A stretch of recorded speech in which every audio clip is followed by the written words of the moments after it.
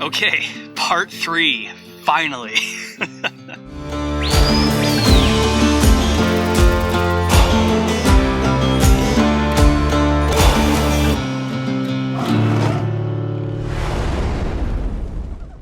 This is part 3 in a series where I talk about how to find the beauty in nature and everyday things, small scale scenes that many people would just brush aside and move away from. And everybody knows about the beauty in nature in vast epic vistas. I'm from Montana.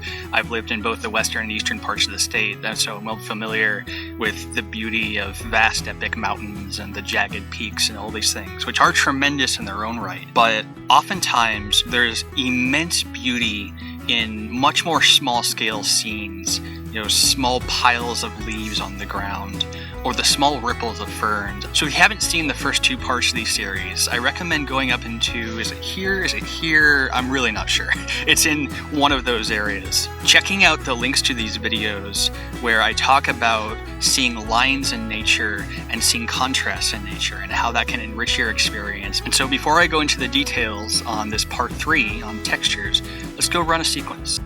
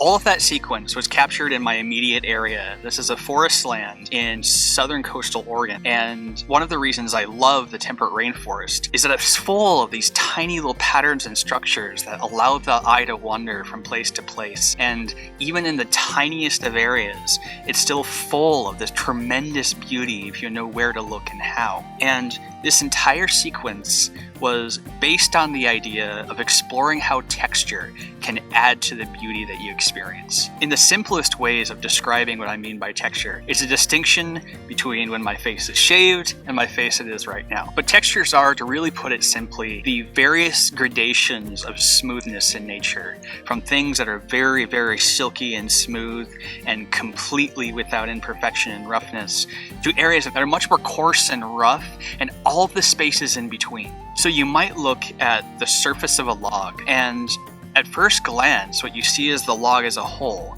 right? This discrete entity, the wood itself. But then once you start to look closer, you realize there are all these little ripples and indentations and areas where the bark has this really interesting pattern of roughness that's really distinct to the log itself. And then you might look 3 feet away to a spot with a boulder that has just this tiny little growth of moss around it, this soft little surface.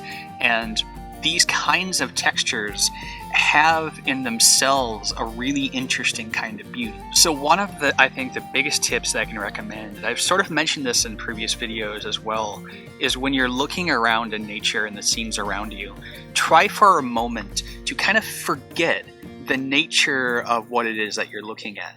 We have this ability as humans to put things into concrete categories. The tree behind me, the boulder on the ground, the branch that's fallen off. Try as much as you can to remove yourself from this idea of those categories and see deeper into the object. see the patterns and ripples and surfaces that make that object into a larger whole. It's really those external layers, the things surrounding the object as an object, that brings to it the sort of beauty that I talk about when I'm describing textures in nature. And some of these ideas I've talked about before, the contrasts in nature and lines, can be combined with some of these other ideas of textures and patterns I'll be talking about in the next video, in that you can actually find contrasts in nature by seeing differences in textures.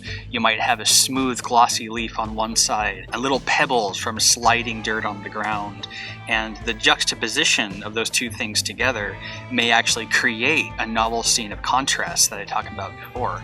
And so a lot of these ideas, when you're wandering around, you should really try to integrate as much as you can. See how differences in texture can create contrasts, or see how certain textures can create lines and scenes that your eyes can follow. And so I think next time you're out and about, try to look at the surfaces of what things are made of, disassociate yourself from them as objects for a time, and just look at how the outside of the surfaces has its own interesting nature, and allow that to enrich in your visual experience in your everyday world. And I think you're just going to appreciate the nature of scenes around you all the more, and see new kinds of beauty that are lurking just under the surface that you may not have seen earlier. I really hope you enjoyed this video, and that this gives you an indication of what I think about when I'm doing my filmmaking, and hope it enriches your everyday experience and everyday world, and helps you see more of the beauty that nature has to offer, because it really is just absolutely everywhere. So with that, I'm going to go out onto the coast again and film the next episode of this vlog series I have, Wandering Around in Nature. So hope you enjoy yourselves, and until next time, wander and wonder.